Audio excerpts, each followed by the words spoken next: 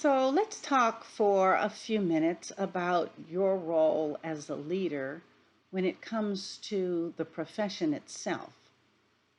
Not just your leadership in the classroom, not just in the school, but now very broadly looking at how do you lead in the profession.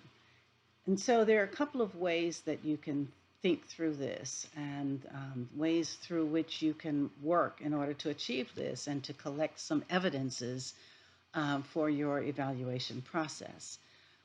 One of those is your affiliation with professional organizations.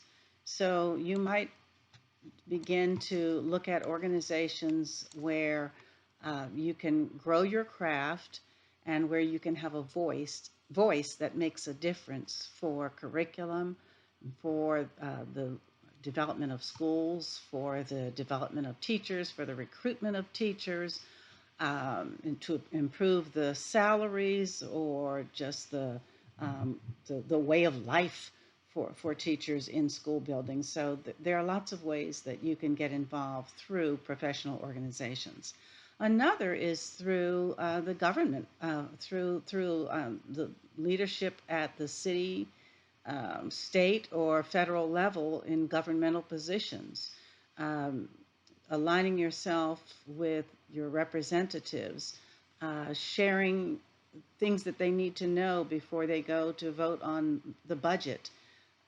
Even that's an excellent way. If you write a letter to your state representative and share things that your school improvement team has cited as important for them to consider before they vote on the budget, that's a really, really great indicator of your being a school leader.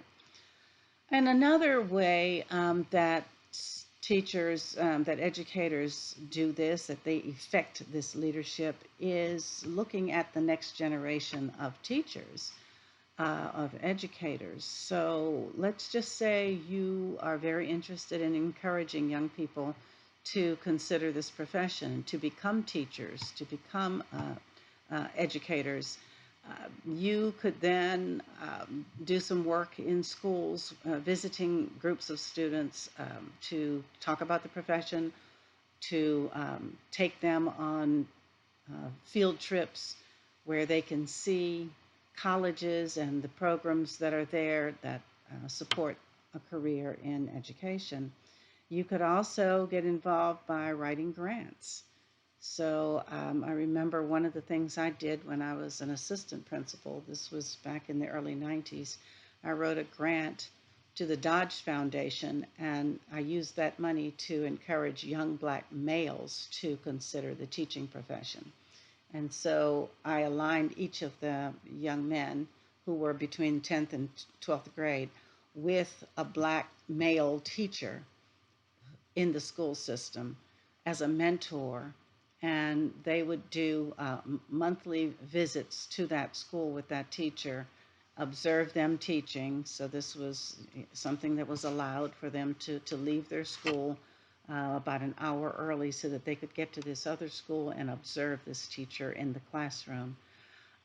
We also made it possible for some of them to participate in a program called Summer Bridge, which was in San Francisco, and that was essentially like a summer camp for high school students, where the students who were in my program served as teachers under the guidance of licensed teachers.